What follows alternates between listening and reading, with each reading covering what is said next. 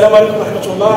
مرحبا بالزميلات والزملاء وممثلات وممثلي وسائل الإعلام الوطنية والدولية.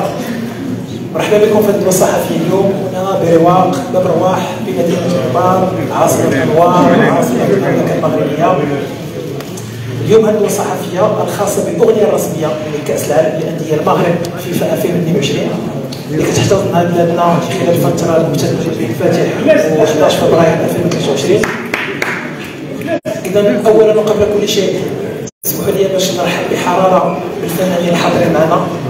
المنتج العالمي رضوان نادر خياط، غنعيط لك نادر لأنك في بلادك ومع ولاد بلادك، وغنعيط لك بالسمير بالباسبور المغربي. نادر مرحبا. أيضا مرحبا بالفنان الشاب والمتألق أميديكس، الفنان الشاب والمتألق أمام العياشي، والفنان الشاب والمتألق علي الفكري. بارك الله عليكم. حاضر معنا أيضا عبر تقنية المناظرة المرئية كل من الفنان حفيظ دوزي، حاتم عمور وديزيدروس. اخوان كتسمعونا؟ ديزيدروس مرحبا بك اخويا. كيف بقيتي شويه؟ الحمد لله. الفنان حفيظ الله يجيب الشفاء.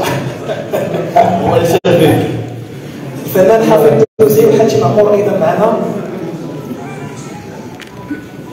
اخوان كتسمعونا؟ لا غيجي؟ إذا نبدأ الندوة الصحفية لهذا اليوم. أولا قبل كل شيء اسمحوا لي أنني نشكر التهنئة للمنتج العالمي رضوان على هذا العمل الكبير وهذا الفني، وكنشوفوا أن النجاح الكبير اللي يعرفوا على الصعيد الوطني وعلى الصعيد القاري الدولي نزيد من مليون ونصف مليون مشاهدة في 48 ساعة. وأيضا يمكن غير ندوك على العمل الجبار الكبير للمتلف مونديال قطر اللي شرفنا كمغاربة وكعرب وكأفارقة بحجم ما شرفنا بالجزيرة الأسود الأطلس باش نوصلوا بعد. شكرا ثانيا مرة. الله يبارك فيكم، الله يبارك فيكم، وعاش الملك وديما المغرب.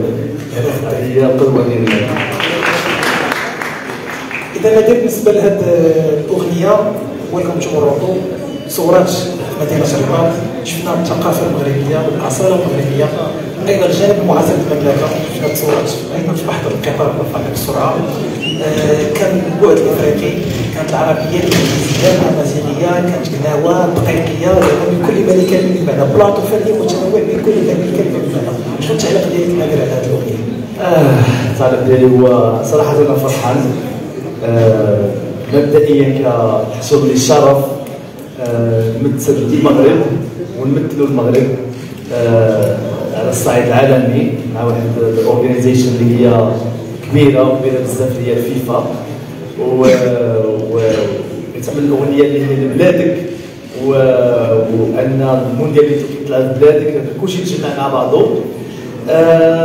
فرحان بزاف لان اون فوا طرحت الفكره كل شويه بحال نيرفس بحال هذا، لان تقدر تعمل الاغنيه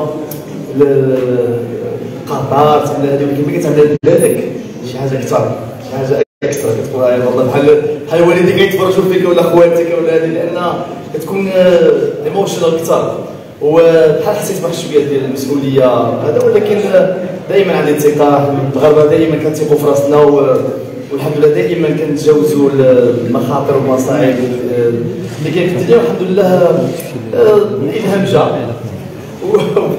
ما تنسوش تشتركوا في قناة الملاحظ باش يوصلكم جديد كل الأخبار الوطنية والدولية.